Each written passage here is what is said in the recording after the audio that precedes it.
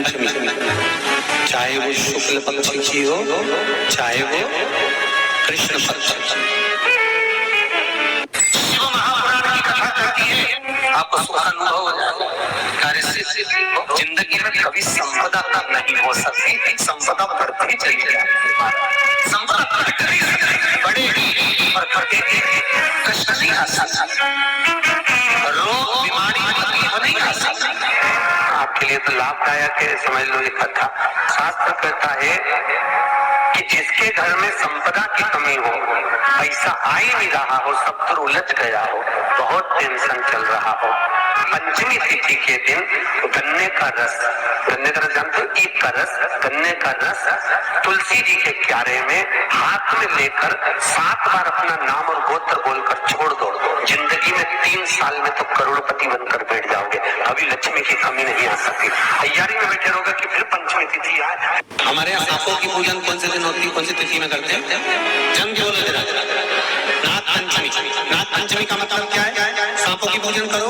नाग पंचमी का मतलब होता है शंकर जी के मंदिर में जाकर 1 लोटा जल समर्पित कर दो। उसका कारण क्या है कि हमारे परिवार में, हमारे कुटुंब में परिवार में कोई 7 पीढ़ी के अंतर्गत भी अगर कोई जीव तड़प रहा होता है, पड़ा हुआ होता है, उसकी मुक्ति नहीं होती है, अब पंचमी का चढ़ा हुआ जल उस जीव को प्राप्त हो जाता है और वो जीव तर जाता है, उसका फिर जन्म नहीं होता।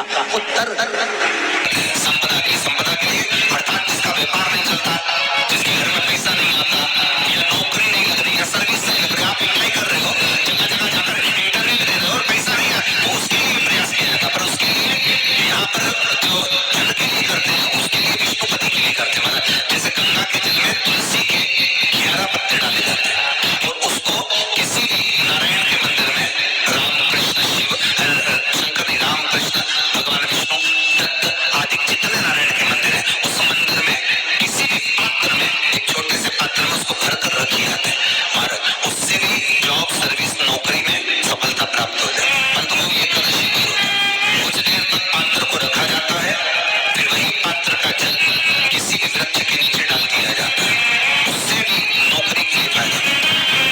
गंगा का जल एकादशी और द्वादशी इन 3 तिथियों पर एक रोटी में थोड़ा सा मीठा रखकर सोम पितृ का नाम लेकर यदि गाय को खिला दिया जाता है, तो अगर कोई पूर्वज प्रेत योनि में पड़ा हुआ होता है, भटक रहा होता है, जिसको पिंड नहीं मिला, जो अचानक मर गया होता है, अधोगति में चले गया होता है, उस जीव की मुक्ति दशमी, एकादशी और द्वादशी 3 सोम पितृ का नाम लेकर रोटी में, पूरी में मीठा रखकर गाय को जाता है, 3 दिन तक तो वो पितृ कभी भटकते नहीं है, उनको मुक्ति प्राप्त हो जाती है। मोक्ष में दशमी की रात्रि के 12 बजे घी का दिया हथेली में रखकर, दरवाजे के बाहर उस दिए को हथेली में रखकर चंद्र का दर्शन रात्रि के 12 बजे दिए की लो में चंद्र का दर्शन करते हैं, उससे ज्योत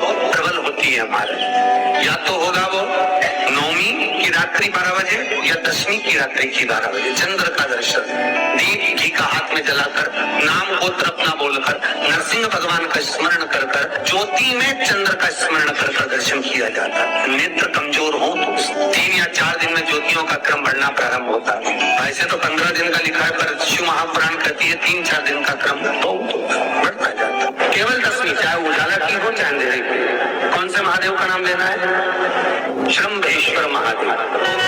जब कोई व्यक्ति चिड़चिड़ करता है, क्रोध करता है, गुस्सा करता है, तो महाराज शंकर भगवान का शंभेश्वर महादेव का नाम लेकर 31 बेलपत्र, जिस व्यक्ति को क्रोध आता है उस व्यक्ति का स्मरण कर कर आखा चावल मतलब सेगे चावल के साथ एक बेलपत्र 31 बेलपत्र कर कर शिव जी के शिवलिंग पर समर्पित करी जाती है, मात्र दशमी की तिथि के लिए। केवल दशमी, चाहे उजाला की हो चाहे अंधेरे की। कौन से महादेव का नाम लेना है?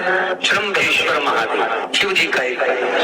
छोटे छोटे बच्चे रहते हैं, कुछ बच्चों को माता माता जबरदस्ती के भोजन कराती है, खिलाती है, ठोकती मारती खिलाती है। कुछ कुछ बच्चे ऐसे रहते हैं वो कुछ खा ही नहीं पाते, मुख में दो और वॉमिटिंग कर देते हैं, उल्टी कर देते हैं। ऐसे बच्चों के लिए या जिस व्यक्ति को भोजन पचता नहीं और उधर में एसिडिटी रहती हो और जलन टाइप की होती हो, उसके लिए भी श्रमेश्वर महादेव का स्मरण है। सुंदर व्याख्यान वर्णन किया है।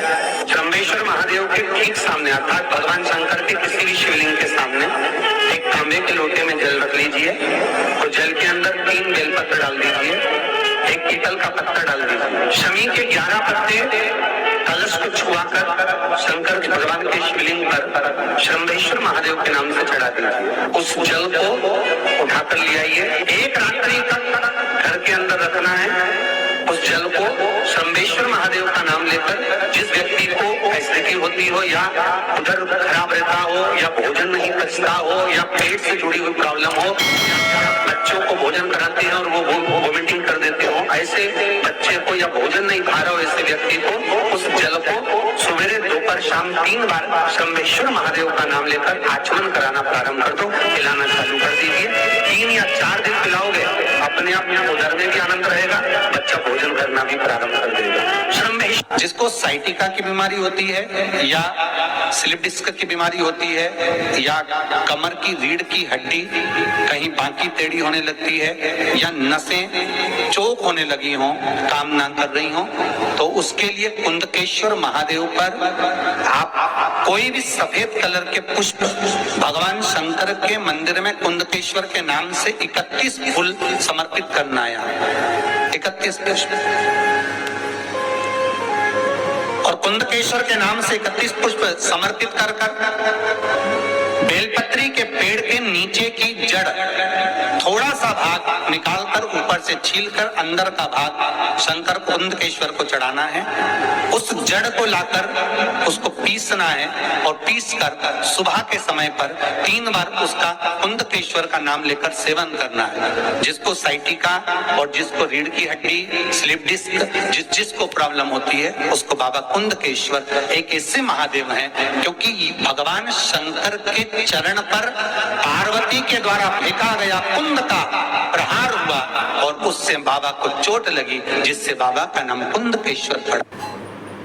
जब आप जल शंकर को चढ़ाने तो रोज ही जाते, जब एकादशी का दिन रहे और शंकर जी के मंदिर में आप जल समर्पित करें तो 3 बार मुख से स्वधा स्वधा स्वधा या स्वधा स्त्रोत्र का पाठ